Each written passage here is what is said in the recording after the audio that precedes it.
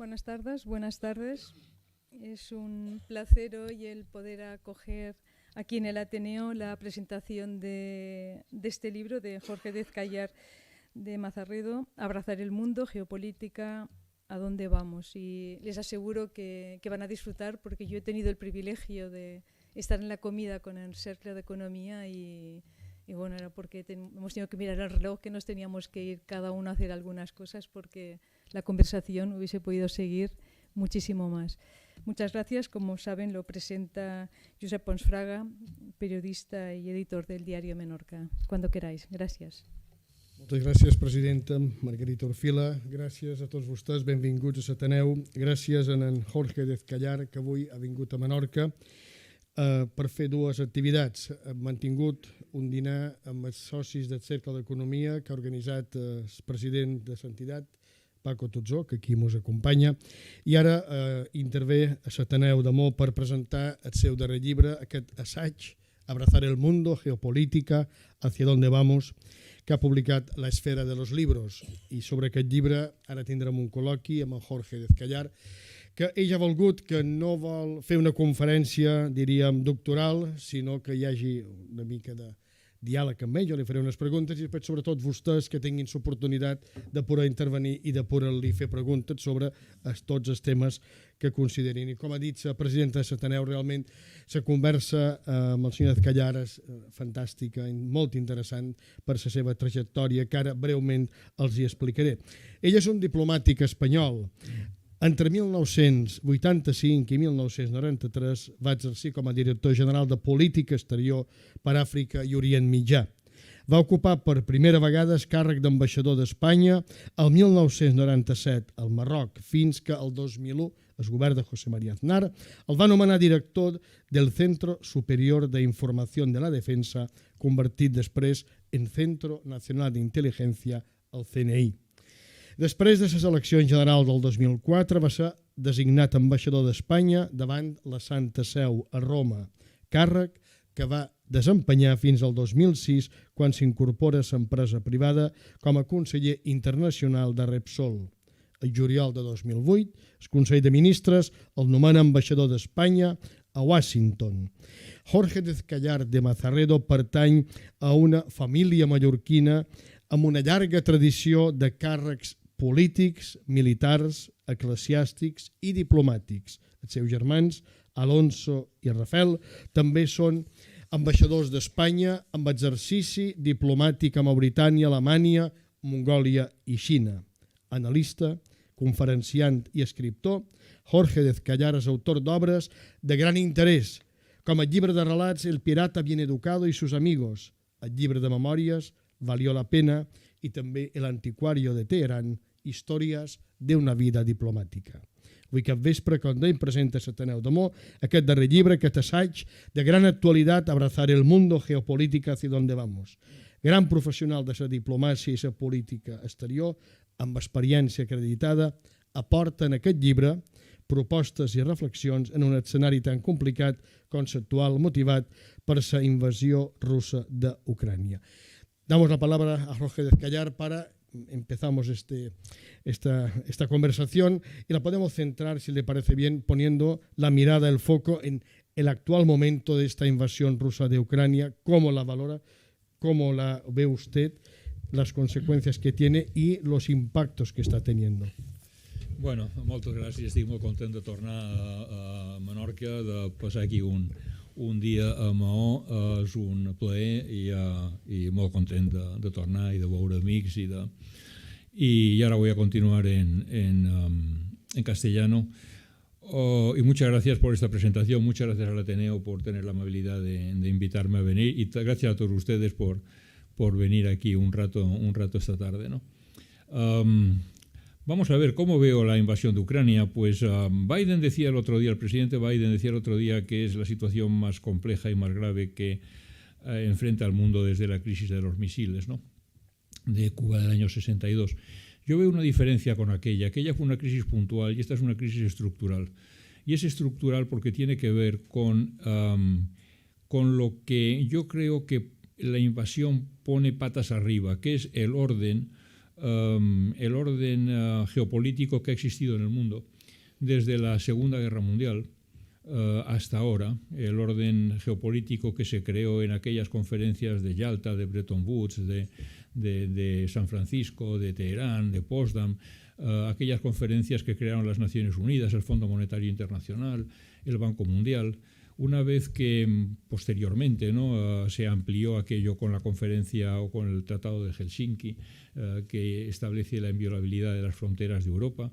En el caso de Rusia y de Ucrania, por el memorándum del año 94 entre Ucrania y Rusia, ya con Putin en el poder, por el que Ucrania entregaba su arsenal nuclear a Rusia y Rusia pues se comprometía a respetar la integridad territorial y las fronteras de Ucrania.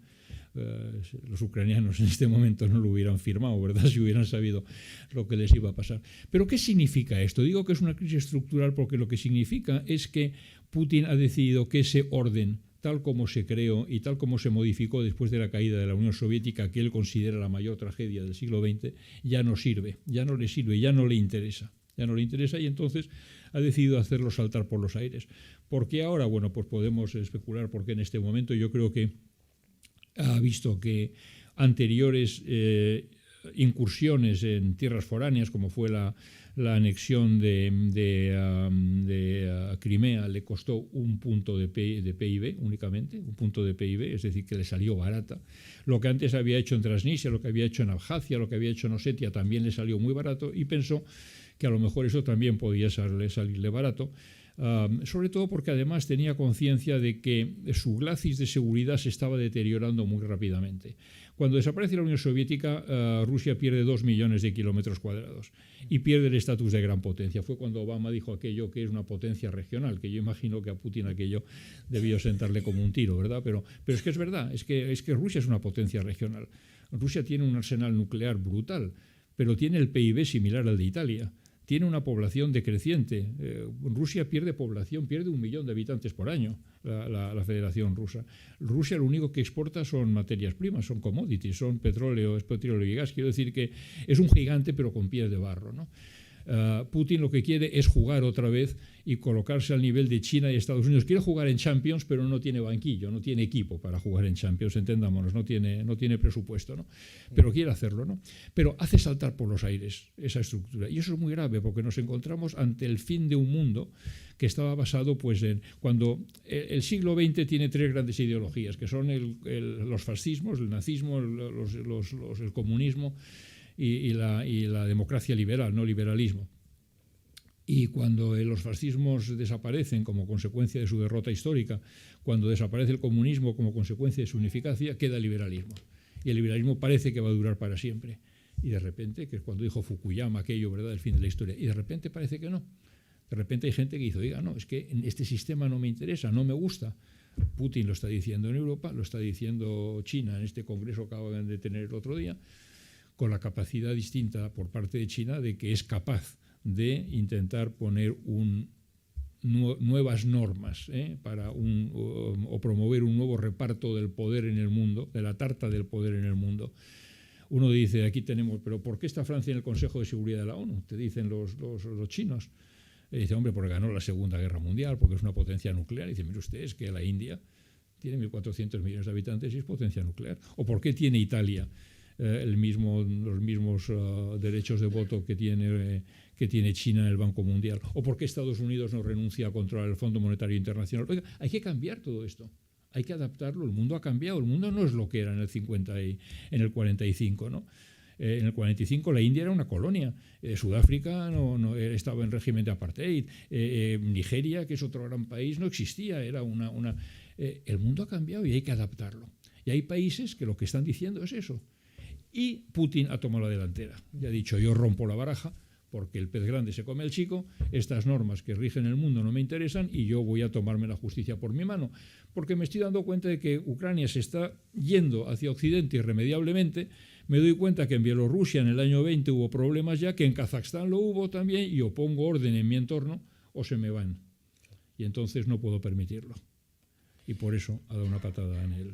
Y eso es grave porque lo que quiere decir es que el mundo que teníamos, que era un mundo imperfecto pero con normas claras e iguales para todos, de repente salta por los aires. Queda clara esta primera intervención. Pero la pregunta sería, Jorge Díaz Callar, ¿Rusia está sola? No, para nada.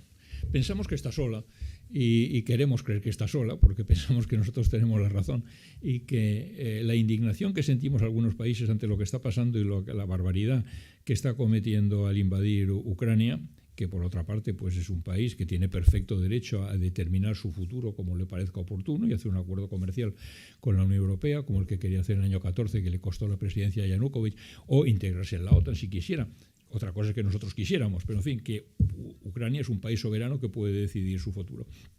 Entonces, Rusia interfiere en la vida democrática, entre comillas también, porque es muy perfecta la que tenía Ucrania, pero y hace lo que hace, y nosotros decimos, no tienes razón, o puede tener razones, pero no tiene razón. Pero Rusia no está sola para nada, es decir, estamos viendo en las votaciones de Naciones Unidas, del Consejo de Derechos Humanos que hay muchos países que están votando con Rusia, que no quieren enemistarse con Rusia. Rusia es un gran país, va a seguir siéndolo, no quieren tomar partido en un asunto que ven entre europeos ricos, en definitiva. Piensan que Rusia les ayudó mucho, a la Unión Soviética sobre todo, en las luchas contra el colonialismo. Piensan que ahora en la época del COVID pues les ha dado vacunas y les ha dado mascarillas cuando los occidentales estábamos comprando todo lo que podíamos en los mercados y no dejábamos, ¿verdad?, que les llegaran mascarillas ni vacunas. En África hay un 20% de gente vacunada. En Haití, lo decía, en Haití cuando dan el golpe de Estado contra Juvenel no había una sola vacuna puesta el mes de agosto del año pasado en Haití. El mundo es muy justo. Y entonces los rusos y los chinos han jugado con mucha inteligencia mostrando el egoísmo de Occidente al acaparar vacunas y al acaparar frente a lo que ellos han hecho, pues en fin, son las vacunas malas. La vacuna china es muy mala y la prueba es que están teniendo que verdad, cerrar Shanghai, pero las dan y han hecho una diplomacia inteligente. Israel, que es un país que, claro, que tiene a Rusia al lado porque está en Siria y que en Siria están también los iraníes y en Siria está Hezbollah y los rusos más o menos, Israel no ha condenado la invasión. Marruecos se salió, Marruecos que es pro-occidental, Marruecos se salió de la sala para evitar tener que definirse cuando en Naciones Unidas, cuando la Asamblea General votan, y así muchos. El embajador de Sudáfrica decía el otro día en Naciones Unidas que la culpa de que está pasando es la expansión de la OTAN hacia Rusia y que la culpa la tiene Occidente de lo que está pasando. Y hay muchos países que piensan en África que si no están llegando grano ahora de Ucrania y de Rusia es porque la OTAN pues está acosando a la pobre Rusia, ¿verdad? Y le está haciendo la vida imposible. Y esta propaganda está llegando y hay mucha gente que lo... Entonces Rusia no está sola, no está para nada sola. Estamos viendo las orejas al lobo. Europa, Alemania, incluso España está aumentando el presupuesto de defensa. Nuestro país está dando, con un gobierno socialista, está aprobando incrementos en defensa. Entonces la pregunta es, ¿nos refugiamos bajo el paraguas de la OTAN? ¿Qué va a ocurrir a partir de ese momento? ¿Qué vemos el lobo que nos está acechando, Jorge? Vamos a ver, hace unos meses hablamos de autonomía estratégica de Europa. Europa, y lo decía Borrell, y yo, vamos, mucha gente, ¿no? Pensábamos que Europa tiene que tener, sobre todo después de la era de Donald Trump, que criticaba a la OTAN y decía que la OTAN no servía y que decía que había que apoyar el Brexit y que no creía en Europa y todas estas cosas, ¿no? Entonces que nos dejó a la intemperie. Europa tiene que tener una autonomía estratégica y tiene que tener su propia fuerza. Bueno, este debate está aplazado ad calendas grecas, ¿no? En este momento lo que se habla es de autonomía, pero energética, y no con respecto a Estados Unidos, sino con respecto a Rusia, ¿no? Cuando hemos visto las orejas al lobo, la seguridad nos las da la OTAN, sin duda ninguna. La OTAN, de repente, que no era popular, en este momento tiene índices de popularidad medios en Europa del 70%. Nunca ha sido tan popular la OTAN en Europa. Los suecos están deseando entrar si los turcos les dejan, ¿verdad? Los finlandeses también. Alemania ha doblado su presupuesto de defensa. España va a dedicar, por fin, que no podíamos seguir yendo de gorrones por la vida, ¿verdad? Pero estamos recibiendo fondos de Next Generation, estamos recibiendo fondos estructurales, estamos recibiendo fondos de cohesión, estamos recibiendo... Y no queríamos contribuir a la defensa, contribuíamos muy poco. Yo creo que hay que contribuir también a la defensa de Europa, por supuesto. Y entonces la OTAN sale muy reforzada. Es decir, si Putin lo que quería inicialmente, como decía, que tampoco era verdad, pero como decía, quería acabar con el gobierno nazi de Ucrania, quería evitar que Ucrania entrara en la OTAN, pues lo que ha conseguido es tener 1.300 kilómetros más de frontera con con la OTAN, porque Finlandia tiene 1.300 kilómetros de frontera directa con Rusia. Es decir, la OTAN se le ha acercado todavía más. La OTAN se ha reforzado la relación entre Europa y Estados Unidos. Ahora, ¿qué pasa aquí? ¿Quién gana? ¿Quién pierde? Yo creo que la guerra de Ucrania hace vencedores y perdedores, ¿no? Pierde Europa, pierde Rusia, pierde sobre todo Ucrania, pero ganan quizá China y Estados Unidos, ¿no? Y Estados Unidos y Europa no vemos las cosas siempre de la misma forma. ¿Y esto significa entonces, embajador, de que vamos a un mundo bipolar Estados Unidos-China? Yo creo que la invasión de Ucrania acelera algo que ya venía, que era ese mundo bipolar, ¿no? Mira, Europa, el peso de Europa en el mundo decrece con el paso del tiempo. Y esto es un dato objetivo. Europa tenía el 25% de la población mundial en el año 1900 y ahora tiene el 6% de la población mundial. 25% a 6%. El PIB europeo, que está en torno todavía al 20% del PIB mundial, va a ser del 10% de aquí a 15 años aproximadamente. Claro, si PIB es igual a población más productividad per cápita, las cifras van en contra nuestra porque perdemos población además, ¿no? Entonces el peso de lo que costaba la energía, la energía costaba el 2% del PIB europeo, ahora es el 12%. Esto tiene un coste tremendo sobre nuestra competitividad, sobre nuestro empleo, sobre nuestra capacidad de exportación, sobre nuestro... Europa está... El problema de Europa... Yo digo el síndrome de Venecia, que es que me gusta esta comparación, pues me parece Venecia fue un emporio, ¿no? Venecia fue una ciudad-estado, un régimen político novedoso en su época, pero que ganó mucho dinero gracias a que traía las especias de Oriente a lomos de camellos por la India, luego por Arabia Saudí, luego por Egipto, hasta llegar a Alejandría. En Alejandría embarcaban, llegaban a Venecia, de Venecia se distribuían por Europa y los venecianos se forraban, literalmente. Y hicieron esa ciudad maravillosa con esos palacios, con ese lujo y con esas cosas que vemos. Hasta que Bartolomeu Díaz en el año 1480 da la vuelta al Cabo de Buena Esperanza y Vasco de Gama llega pronto a la India, 10 años más tarde o 15 años más tarde. Y entonces las especias empiezan a llegar a Portugal por barco, dando la vuelta a África. Y entonces desde Portugal, desde Lisboa, se distribuye en Europa. Y Portugal se forra en ese momento. Portugal es la época de João V, es una época de un esplendor tremendo. Es cuando hacen el monasterio de los Jerónimos y estas ¿verdad? Edificaciones tan bonitas que tienen de estilo Manuel. En fin, entonces... Y al mismo tiempo llega Colón a América y entonces llega la plata de las Indias, llega a Sevilla. Y entonces el centro de gravedad del mundo pasa del Mediterráneo al Atlántico. Y en ese momento Venecia se hunde. Bueno, pues en este momento el centro económico del planeta está pasando del Atlántico Norte hasta el Indo-Pacífico, al Estrecho de Malaca. En el torno al Estrecho de Malaca hay ahora el 65% de la población mundial y el 62% del PIB mundial. Está allí. Y entonces nuestro problema es que nos quedamos como una prolongación hacia Occidente, ¿verdad? Esa gran masa continental euroasiática, hacia un Atlántico donde cada vez van a pasar menos cosas. Y nos puede pasar como a Venecia. Es decir, ¿cómo podemos mantener con el 6% de población el 20% del PIB, pero decreciendo? Va a ser el 10% de aquí a 15 o 20 años, tan pronto como eso. El 50% del gasto social mundial. ¿Cómo podemos mantener nuestra educación, nuestras carreteras, nuestro sistema sanitario? ¿Cómo podemos mantener eso con un grupo de pequeños estados que, como decía Enrico Letta, con una frase que a mí me hace gracia, dice: Europa está compuesta por estados pequeños y otros que todavía no saben que lo son? Y eso es lo que nos pasa. No habrá ningún país europeo dentro de 30 años que esté entre las 10 primeras economías del mundo. Kai Fu Lee ha escrito un libro ahora que se llama Artificial Intelligence Superpowers, que dice que la inteligencia artificial, en la que los chinos están invirtiendo 300.000 millones de dólares, 300.000 millones para desarrollarla, la inteligencia artificial va a suponer un incremento del PIB mundial en el año 30 de 15 billones con B de dólares. 15 billones de dólares. De esos 15 billones, la mitad se van a quedar en China. 3 billones o 4 me parece que eran, van en Estados Unidos y el resto se va a repartir por el resto del mundo. No jugamos, no estamos en las grandes ligas. Europa tiene que integrarse. Europa no se hace con un diseño, con una hoja de ruta para decir vamos a hacer esto y lo otro, y entonces cuando se reúnen Schuman y Monnet dicen vamos a hacer esto para llegar allí. No, Schuman y Monnet, si vieran lo que han logrado, lo que se ha llegado, se darían con un canto en los dientes y dirán pero qué maravilla, qué estupendo. Pero claro, no se ha hecho de una forma lógica. Hemos hecho la casa empezando por el tejado. Tenemos una unión monetaria y no tenemos una unión fiscal, ni tenemos una unión bancaria, no tenemos una unión, no tenemos una política exterior común, no tenemos una política de defensa común, no tenemos una política energética común, no tenemos una política migratoria común, tenemos muchas cosas, nos faltan.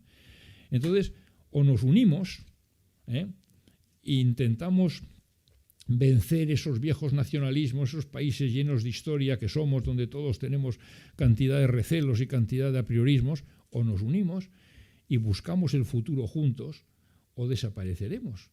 Porque si, vamos a ver, es que voy de una cosa a otra, ¿no? Pero Europa se gasta en defensa 250.000 millones de dólares al año. 250.000 millones de dólares al año es una burrada de dinero, es como China.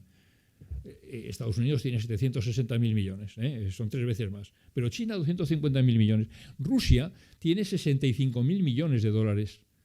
Y Rusia no nos toma en serio. Nos gastamos 4 veces más que Rusia en defensa, pero no nos toma en serio. ¿Por qué? Porque no hablamos con una sola voz. Porque no tenemos unos ejércitos integrados. Porque en vez de tener unos tanques, un tipo de tanque, tenemos 8 tanques diferentes. Porque no tenemos unas municiones que sean compatibles de unos países y otros. ¿Qué estamos haciendo? Yo creo que los europeos, que hemos sido capaces de dominar el mundo, y ahora me dirán, sí, gracias al colonialismo y a las barbaridades, sí, gracias también a eso, pero gracias a la máquina de vapor que se inventó en Europa, gracias a la curiosidad intelectual que siempre ha habido en Europa. Yo siempre digo que los chinos tenían el papel, tenían la brújula, tenían el compás, tenían, ¿qué más tenían? La pólvora. Pero tuvo que ser Marco Polo el que fue allí a enterarse de lo que había. Ellos no vinieron aquí, no tenían ningún... Yo vi una exposición hace muy poco en el Museo Británico, preciosa, sobre la dinastía Qing, y hay allí en una época determinada hay un marino que se llama señor H, que era un eunuco, que lo mandan a hacer exploraciones por el mundo, y es la única vez que los chinos han mostrado interés. Pero cuando vuelve, pues resulta que ha habido un golpe de palacio, destrozan los archivos, rompen los barcos, y no les interesa. Ellos hacen un muro muy grande, la gran muralla por un lado, por otro lado tienen salvajes, es el imperio del centro. Y ahora, por vez primera, empiezan a interesarse otra vez en el exterior, ¿no? Y claro, no pueden entrar, me estoy yendo a otro tema, pero no pueden entrar en el escenario de quién, de calderoniano de la historia, el gran teatro del mundo, sin hacer mucho ruido, porque exigen un reparto distinto de la tarta de poder. Y no es un país pequeñito, es un país muy grande el que entra. Usted ha hablado, Ezcayar, de las 3 grandes ideologías que han marcado el siglo XX, el XXI, los fascismos, el comunismo, la democracia liberal. Pero no ha aludido a los nacionalismos. ¿Cuál es su visión? Bueno, es que a mí los nacionalismos me parecen del siglo XIX, no del siglo XX. Pero los hay también. Empiezo por ahí, ¿no? Sí, pero el nacionalismo a mí me parece que es un poco... Quiero decir, vamos a ver, el mundo enfrenta hoy problemas, los microbios no se paran en las fronteras, no se paran los terroristas en las fronteras tampoco. Yo puedo decir, voy a hacer un muro muy grande porque soy capaz de manejar mis cosas, ¿verdad? Mejor que esos vainas, ¿verdad? Que lo están haciendo desde lejos. Pero, quiero decir, o nos unimos o no vamos a ningún lado. Los grandes problemas que enfrenta el mundo es el calentamiento global, es el ciberterrorismo y el terrorismo, es el empobrecimiento. Cada vez hay más diferencias y más pobreza y más... es las grandes migraciones. Yo di una conferencia una vez en Agadir, cuando era embajador en Marruecos. Con el embajador americano nos invitaron a los dos, y el norteamericano y yo nos sentábamos en una mesa y dimos una sala abarrotada, había 500 personas allá. Y al americano, esta cosa que hacen los americanos a veces, se le ocurrió decir, a ver, de aquí, ¿quién querría emigrar a Estados Unidos? Y toda la sala, que eran 500, más el gobernador que estaba entre nosotros, levantó la mano. Todo el mundo, ¿no? Quiero decir, el mundo va a ganar 2.000 millones de personas de aquí al año 50. 2.000 millones. De esos 2.000 millones, 1.300 van a ser en África. Egipto gana 1 millón de habitantes por año. Nigeria gana más. Van a ser, el Papa está pidiendo ahora, un Papa que viene del tercer mundo, dice hay que darle a todo el mundo techo, tierra y trabajo. Van a ser capaces de dar techo, tierra y trabajo a una población de 1.300. África va a ser el continente de las grandes oportunidades, pero también de los grandes problemas. Va a haber procesos de urbanización brutales, van a haber que hacer casas, va a haber que hacer autopistas, va a haber que hacer trenes, va a haber que hacer de todo. Va a haber que dar trabajo a mucha gente, pero no va a ser suficiente. Entonces tenemos que tener una política migratoria común también, ¿no? Eso no se resuelve con nacionalismos. Nacionalismos yo creo que de verdad, sinceramente. pertenecen al pasado, no pertenecen al futuro. Usted ha sido embajador de España en Marruecos, en la Santa Sede y en los Estados Unidos. Y le voy a hacer una pregunta que a lo mejor va a sorprender al auditorio. ¿Es cierto que usted ha firmado o firmó la paz con Rusia? Sí, es verdad. A ver, cuéntenos, Sí, porque yo estoy intrigado con esta. Es una historia muy graciosa. A ver. Un día yo era director de política exterior en Santa Cruz. Y un día vino a verme el embajador ruso. Y me dice, embajador, tenemos un problema. Y digo, sí, dígame usted. Y me dice, estamos en guerra. ¿Cómo dice? Digo, este señor lleva un par de vodkas más de los normales en un día. Dice, no, verá lo que ha pasado. Al poner en orden los archivos de la Unión Soviética y al heredarlos Rusia, nos hemos dado cuenta de que Rusia declaró la guerra a España en 1760 y tantos, porque unos tramperos rusos bajaban desde Alaska era entonces rusa, y unos españoles subían, una expedición militar española subía desde San Francisco hacia el norte y se encontraron a la altura de lo que hoy es Oregón. Allí hubo un enfrentamiento, hubo tiros, hubo muertos, los rusos fueron derrotados, debo decir, y entonces se retiraron hacia Alaska. Cuando la noticia llegó a San Petersburgo, el zar, que era entonces Pedro III, creo, montó en cólera y declaró la guerra a España para vengar la afrenta que habían, ¿verdad?, los muertos y la afrenta que habían sufrido. Con la mala pata de que su mujer decidió eliminarle pocos días más tarde, y entonces le mató con los Potienkins y aquella, Orlov y todo, bueno, lo mató.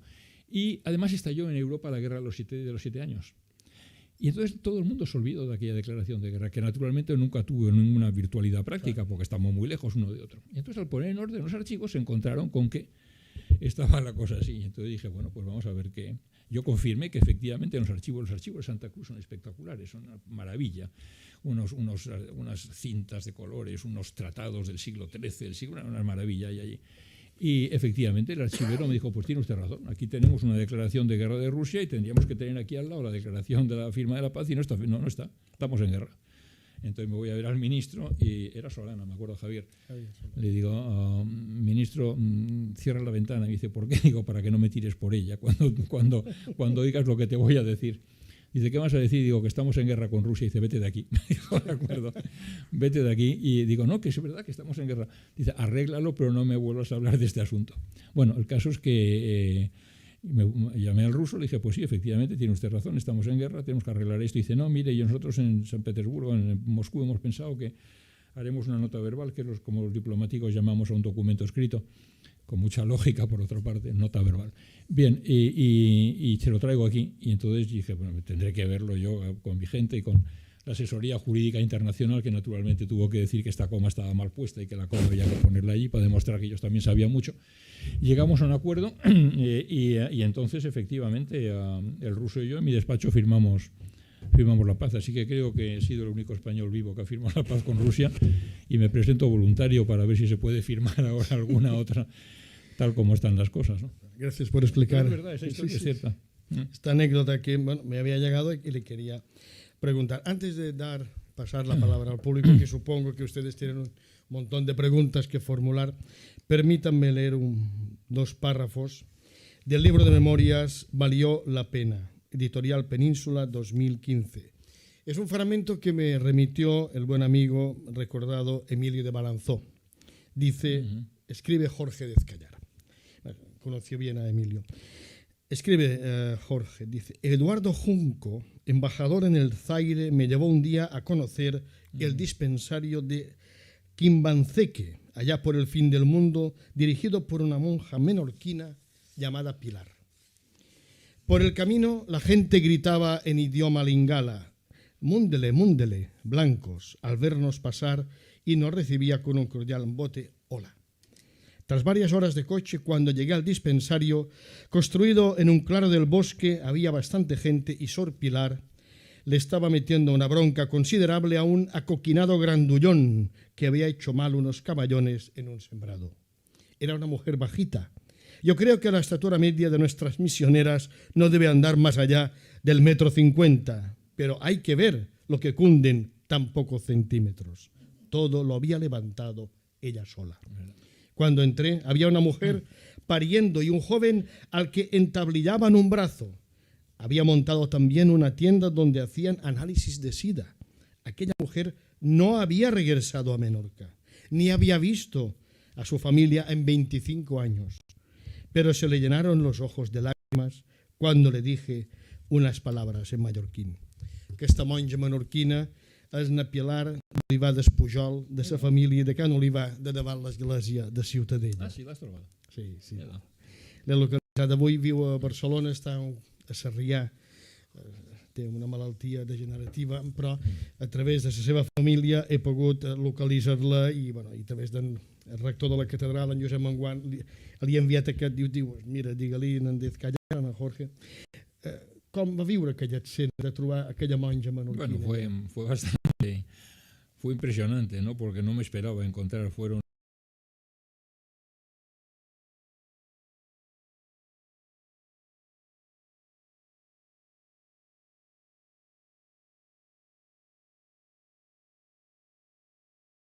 todo el mundo habla de unidad, todos los días. Todo el mundo habla de unidad. Estoy hablando de Europa ahora. ¿Quién la va a hacer? Porque estamos organizados en estados-nación y la misión del gobernante de cada estado-nación es sacar todo lo que pueda para ese estado-nación. Sus votantes no le van a agradecer que le regale nada a nadie. Y habiendo las diferencias que hay entre norte, sur, este y oeste, ¿cómo se va a conseguir la unidad? A menos que no sea por la amenaza de alguien. Bueno, yo creo que la amenaza la tenemos ahí delante, ¿no? La amenaza rusa lo que ha hecho es que Europa, puede que sea puntual, pero haya tomado decisiones importantes, como ser capaz de recibir a cuantos refugiados ucranianos nos vengan, a diferencia de lo que hicimos con los sirios, ser capaz de enviar material militar letal a Rusia, a Ucrania, con cargo a los presupuestos comunitarios, que es un paso muy importante hacia la federalización, ser capaz de adoptar 7 ya, me parece, paquetes de medidas de sanciones y poner de acuerdo a 27, le aseguro.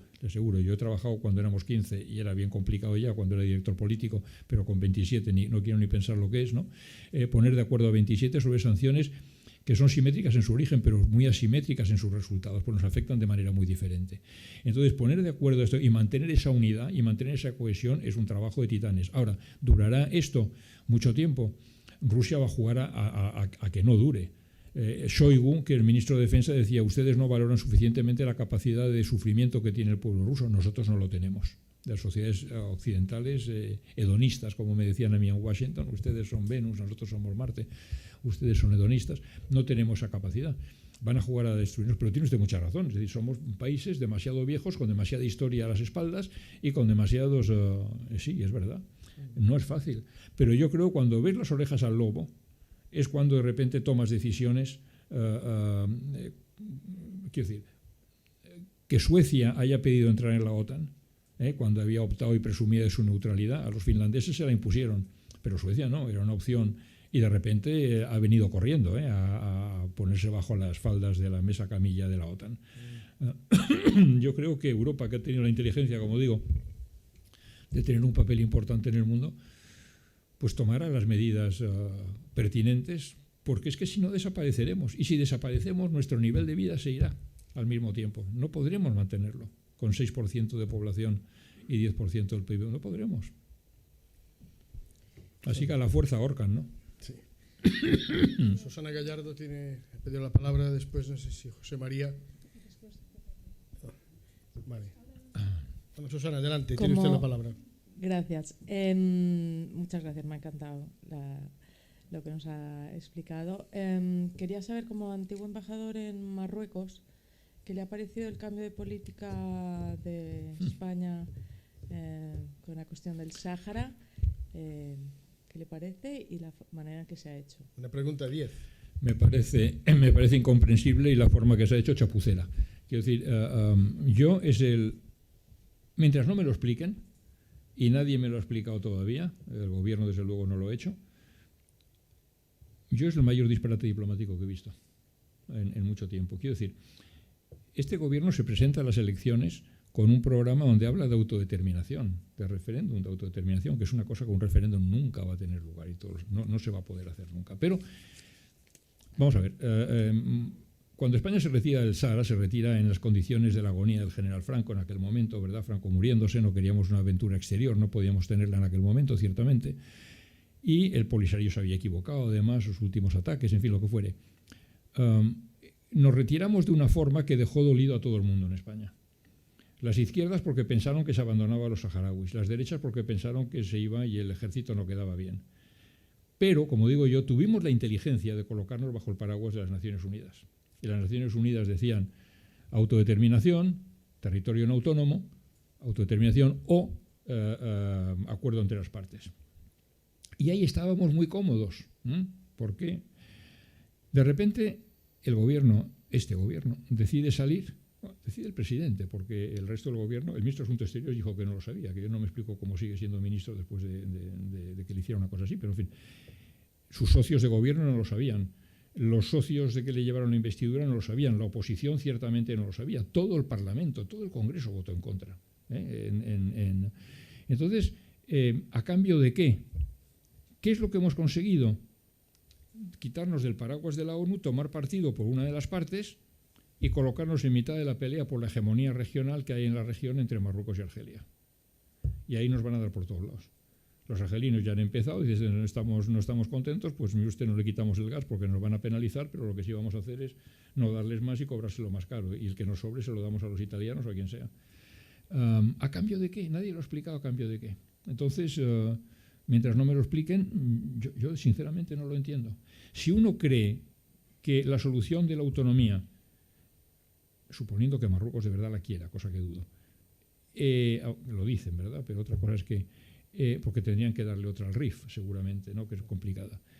Pero suponiendo que queramos, que pensemos que es lo más realista para solucionar un conflicto que lleva enquistado 47 años, entonces lo que hay que hacer es trabajar con los saharauis y con los polisarios y convencerles de que es lo mejor. Pero no tomar partido abiertamente por una de las partes. Si alguien piensa que Marruecos va a renunciar a la reivindicación de Ceuta y Melilla, es que está completamente loco. Si alguien no lo va a renunciar, nunca. Si alguien cree que hemos conseguido que se controle más la inmigración irregular, oiga, si es que tiene usted obligación de hacerlo, no es una cosa que se reactive el paso del estrecho, la operación paso del estrecho, pues sí, pero mire usted, los que van a Marruecos son los emigrantes que están en Francia o que están en Bélgica o que están en España y que vuelven a su tierra. Le interesa a usted más que a mí. Es verdad que Algeciras gana dinero con esto, ¿verdad? Pero no es eso. Ceuta y Melilla, que estaban asfixiadas, que les den un poquito más de vida, dejándoles que sin que haya aduana, pero que la gente pues entre y salga que antes. Oiga, yo no veo las ventajas, sinceramente no las veo. Yo creo que hemos cometido un error muy grande y a mí nadie me explica, y por eso la gente ha respondido con estupor y el Parlamento ha respondido con indignación. Y el gobierno sigue sin explicar por qué lo ha hecho y por qué lo ha hecho en este momento, además, ahora. Cuando el precio del gas está disparando, cuando la electricidad está por las nubes, cuando la inflación está subiendo y cuando tenemos ahí una fuente de gas barata, que es unos que son amigos. Yo me acuerdo hace muchos años, los islamistas en Argelia estuvieron a punto de ganar las elecciones. De hecho, ganaron la primera vuelta electoral. El Frente Islámico de Salvación, Front Islamique de Salut. Había un individuo ahí que se llamaba Basim Madani, que era el jefe. Yo era director general de África entonces. Y le dije al ministro, dije, oye, ministro, que era Ordóñez, dije, yo creo que no hemos tenido contacto con este tío, pero ha ganado la primera vuelta. Igual lo tenemos de presidente de aquí a dentro de un mes. Habría que ver por dónde respira. Dice, vete a verle corriendo. Me fui a Argel y me fui a ver a este señor. Me acuerdo un día de lluvia en Argel, una casa vieja en el centro de la ciudad, 5 pisos, el ascensor que no funcionaba, como nunca casa de Argel funciona el ascensor nunca. En algunas está hecho astillas en el fondo del agujero del ascensor. Bueno, llego allí y me acuerdo que le hice 3 preguntas. Todo esto rodeado, ¿verdad? En aquella época todavía impresionaba más, todo rodeado de monjas y de todas iban vestidas de negro, las mujeres aquellas se sentaban por el suelo y tomaban nota de lo que decía aquel hombre, que hablaba como un profeta. Cada pregunta mía estuvo hablando como 3/4 de hora, creo yo. Le pregunté primero, ¿qué va a hacer usted con las exportaciones de gas a España? Y me dijo una cosa que sigue siendo válida ahora. Me dijo, mire usted, a fin de cuentas, se lo resumo porque ya digo que era un profeta de la Biblia. Dice, mire usted, el gas es la sangre que corre por las venas de Argelia. Nadie se corta las venas. Y nosotros no nos las cortaremos. Seguiremos vendiendo el gas porque vivimos de eso. Tenía razón. ¿Qué hará usted con las inversiones españolas aquí? Pues mire usted, eso dependerá. estoy resumiendo otra vez, si ustedes fabrican televisores, pues estupendo, pero si fabrican vino, pues habrá que repensarlo, ¿no? Habrá que... Tercero, ¿qué piensa usted de la democracia? Y me dijo, la democracia me parece estupenda a mí. Yo viví por una cara de sorpresa, me dice, ¿por qué se sorprende usted? Digo, pues no sé, porque que a usted le parezca también la democracia. Y dice, es que la democracia tiene un valor instrumental, práctico, muy útil, porque permite elegir a los mejores. Digo, pues mire, yo pensaba yo, digo, lo que permite es echarlos a los mejores cada 4 años, ¿verdad? Pero en fin, permite elegir a los mejores. Y entonces me mira y me dice, claro que la misión de esos mejores es únicamente cumplir la voluntad de Alá, porque Alá no se somete a votación. Así que nos hemos metido en un buen lío, porque ahora no tiene vuelta atrás, además. Buena pregunta. Maite, Sí, José María. tenemos, luego le preguntaremos por nuestro cuerpo diplomático, nuestros embajadores. Tenemos aquí el padre de un embajador menorquín que acaba de ser nombrado embajador en Túnez, José María Puig Martínez, el padre. Tiene la palabra. Gracias por Enhorabuena. Gracias por las experiencias que nos explica. Qué gran vida, ¿eh? Usted lo tiene bien. Señor Descallar, la ONU, en todo este nuevo panorama geopolítico, ¿qué va a ser de la ONU? ¿O qué se espera de la ONU? Vamos a ver, la ONU, se le echa la culpa a la ONU de lo que tiene. Quiero decir, la ONU hace lo que sus Estados miembros le permiten hacer. En este caso, la ONU ha estado bloqueada por el veto que tiene Rusia, que es uno de los 5 miembros permanentes con derecho de veto. En consecuencia, no funciona. La ONU, en el caso de Ucrania, está fuera de juego. El secretario general puede hablar de problemas humanitarios, puede hablar de las ventas de trigo y de cereales, puede pedir que cese de hostilidades, pero no tiene capacidad real de actuación porque la ONU hace lo que los... Entonces, el problema es que yo creo que la ONU hace muchas cosas, quiero decir, tiene montones de operaciones de mantenimiento de la paz por el mundo y hace misiones humanitarias y tiene la UNICEF y tiene la gente que se ocupa de la energía y hace muchas otras cosas, ¿no? Y que son útiles. Pero la ONU necesita una reforma. El Consejo de Seguridad es un sistema aristocrático establecido en el año 45 cuando el mundo era muy diferente de lo que es ahora. El mundo en la conferencia de San Francisco tenía 53 participantes, me parece, que España no estaba, por ejemplo, ¿no? Pero no estaba la India, o no estaba Sudáfrica, o no estaba Nigeria, o no. Había muchos países que eran colonias en aquel momento. En el mundo ha cambiado mucho, hay 193 estados en la Asamblea General. Y además hay países que están dispuestos a... vamos a ver, yo creo que no quieren... que quieren dos cosas algunos países, claramente, y pongo a la cabeza a China, y lo acaba de decir otra vez Xi Jinping el otro día, ¿no? Quieren un sistema de gobernanza global diferente el que hay ahora, con reglas distintas, con normas de funcionamiento distinto. Ellos se consideran una democracia también, y no quieren que les metan el dedo en el ojo todo el rato por derechos humanos o por meterse en... Entonces quieren otro sistema, ¿no? Que respete lo que ellos han decidido darse a ellos mismos o lo que les han impuesto, que es el sistema autoritario que tienen. Y luego quieren una reforma de los organismos de dirección, particularmente el Consejo de Seguridad. El Consejo de Seguridad lleva hablando de su reforma hace un montón de años. Yo estaba en Naciones Unidas hace un montón de años y ya se hablaba de la reforma del Consejo de Seguridad. Pero ¿cómo lo haces? Tienes que tener consenso. Y naturalmente los países que están dentro y que tienen derecho de veto no están de acuerdo en que te dicen, hombre, antes decía el ejemplo de Francia. ¿Por qué está Francia en el Consejo de Seguridad y no está la India, por ejemplo? No tiene sentido. Pudo tenerlo en el año 45, pero no lo tiene ya. Pero ¿cómo se lo explicas eso a un francés? Muy difícil, ¿no? Sobre todo cuando tiene derecho de veto, dice, conmigo no cuente. Claro. Entonces, ¿cómo reforma instituciones que exigen, si tú quieres repartir la tarta, y quieren otra cosa estos otros países, quieren un reparto de la tarta del poder distinta a la que hay. Quieren un trozo más grande del pastel. Pero claro, los que se comen el pastel ahora dicen, oiga, para que usted se coma más pastel, tengo que comer yo menos pastel. Esto es un juego de suma cero. Y tampoco están por la labor. Entonces, si tú tienes derecho de veto, lo complicas mucho. El problema es que las instituciones, o si no se reforman, se acaban quebrando. Porque ¿qué está haciendo China? Está haciendo su banco de desarrollo por su parte. Está desarrollando un sistema SWIFT equivalente por su parte. Está hablando ya de un Internet distinto. Podemos acabar con lo que se llama la decoupling. Podemos acabar con mundos.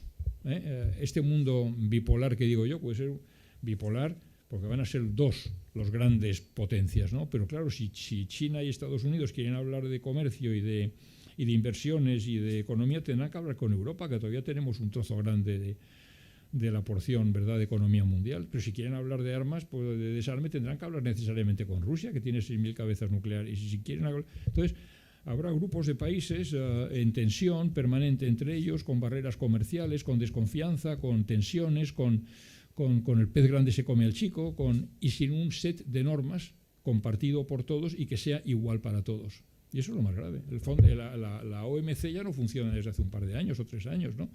El fondo, ¿por qué? Porque pues, está paralizada, porque no están de acuerdo sobre y eso puede extenderse a otros organismos. ¿A quién beneficia eso? Yo creo que a nadie. Yo creo que a todos nos interesaría arrimar y poner, porque hay muchas cosas que todo, está hay montones está el Ártico, pero está el espacio, ¿no? Está todos los temas técnicos, la cibernética, cómo se maneja. Si nos ponemos de acuerdo en una conferencia técnica o tecnológica internacional que adopte medidas y planes y decisiones y que sean comunes para todos, pues yo creo que esas cosas son buenas, ¿no?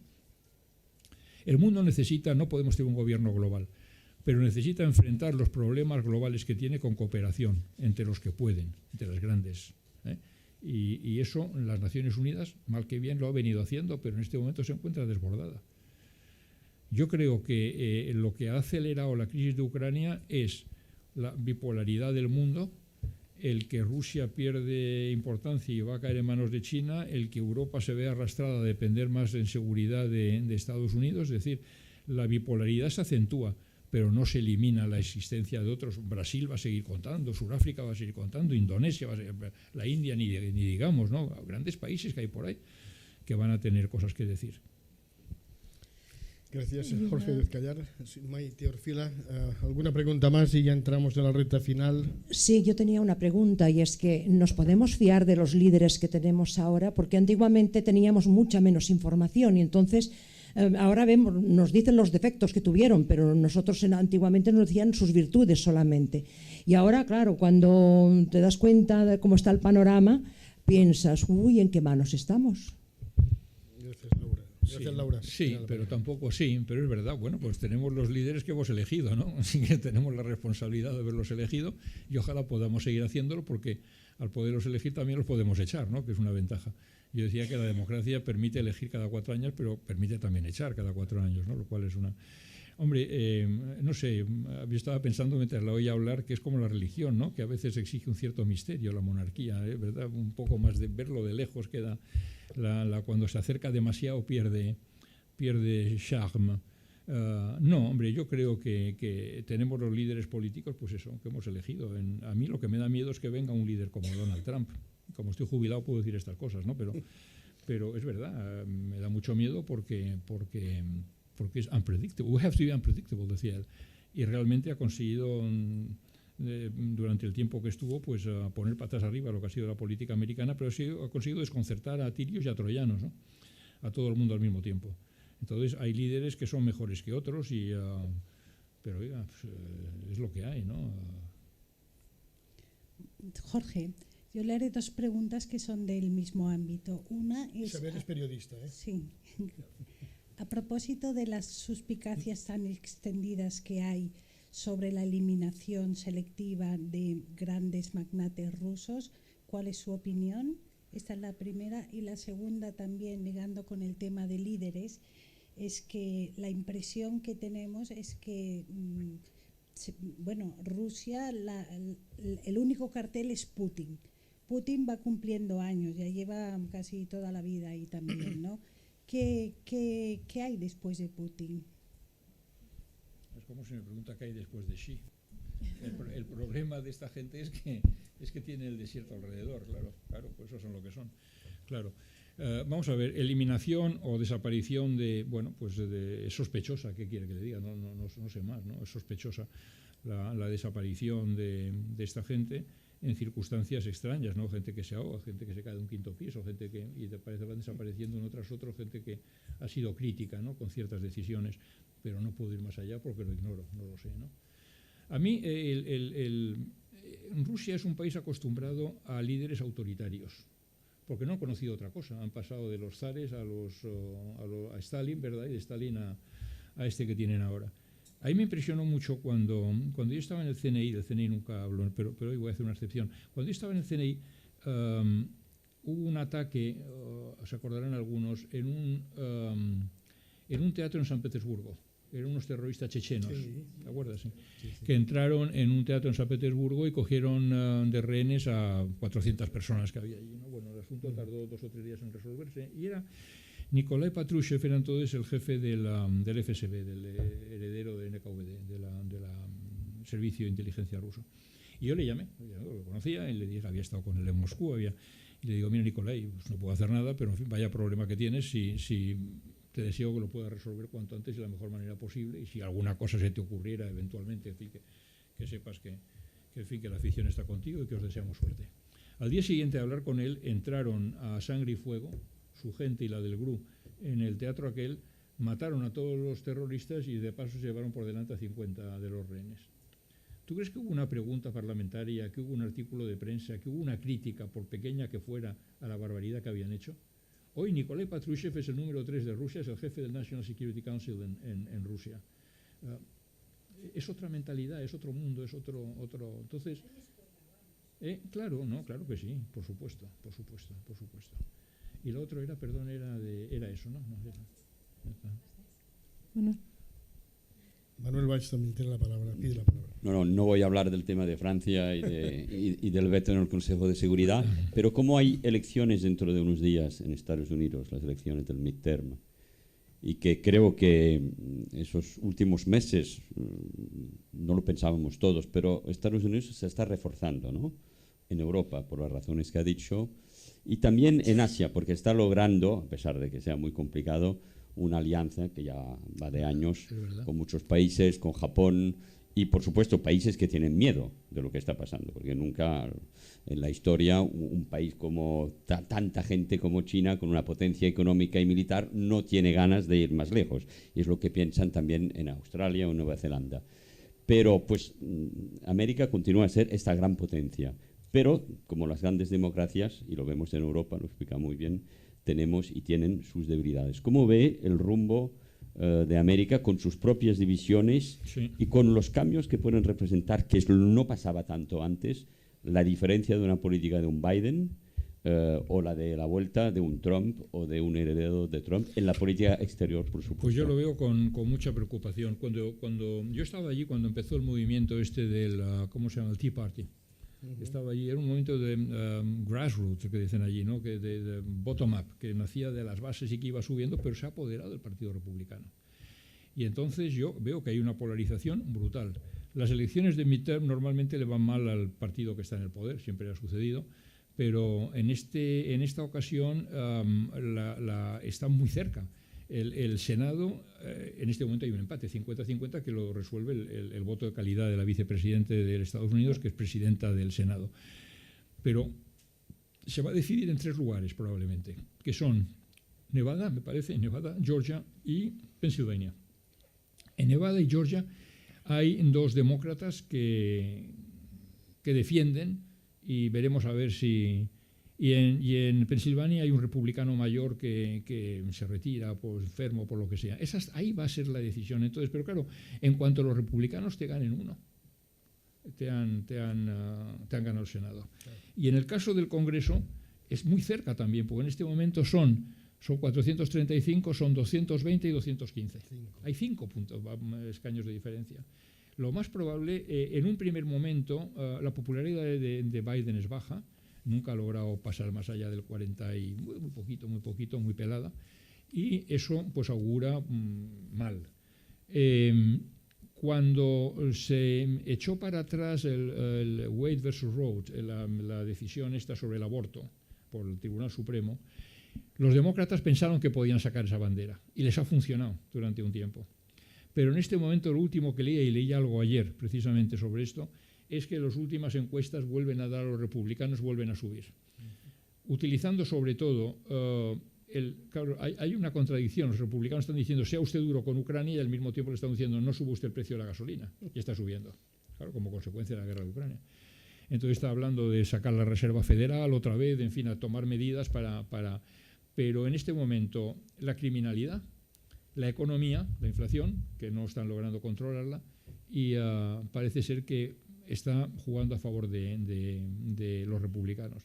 Y el problema de los republicanos es que hay un 60% que piensan que les han robado la elección y que siguen manteniendo eso después de 2 años, ¿no? Siguen pensando que les han robado la elección y que los que fueron allá al Congreso en aquel movimiento que iban a salvar la democracia, ¿no? Lo cual es de aurora boreal todo. El problema es que Trump no es un candidato que sea muy atractivo, no es una persona que suscite pues grande, no es carismático, no es una y no sé lo que va a pasar. Él dice que se quiere volver a presentar. Veremos lo que pasa dentro de 2 años, pero Trump está metido hasta las cejas en todo tipo de problemas. Acaba de hacerle una subpoena ahora para llamarle a testificar ante el Congreso por los acontecimientos del 6 de enero. Y puede que, en fin, no lo sé, pero si no será, puede ser otro muy parecido a él. Y si es otro muy parecido a él, a los europeos nos irá mal. Nos irá mal. Ahora, en China y en Asia y todo eso, bueno, en Asia está el gran problema de Taiwán, pero donde los americanos piensan en este momento que puede haber un incidente mayor, quiero decir, un incidente mayor, puede dar lugar a una confrontación. Y están muy preocupados con eso, y están preocupados porque también la guerra de Europa les quita atención de la de Asia. Y ellos no tienen más remedio que defender Taiwán si atacan Taiwán, porque es que si no, todo ese sistema de alianzas que decías con Australia, con Japón, con Corea del Sur, con Filipinas, se le cae. Dicen, ¿qué confianza puede tener usted si deja caer a sus aliados? Entonces están cogidos un poco en la trampa, ¿no? Como decía Biden, es rock solid, es sólido como una roca. Y cuando le preguntó el otro día a un periodista si eso implicaba ayuda militar, dijo que sí. Dijo, yes.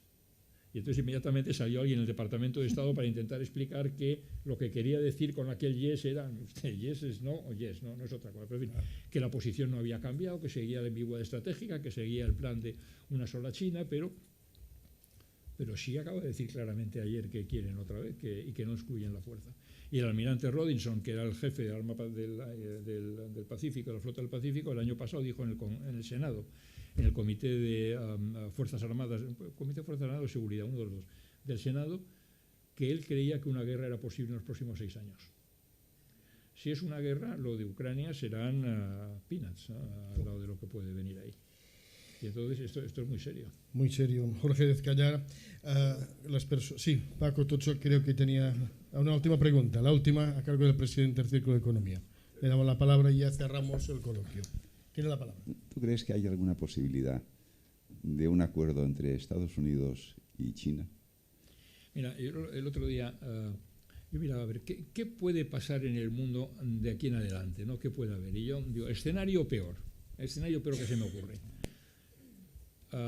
Putin gana en Ucrania y como consecuencia de eso, se crece y está pensando ya en otras conquistas.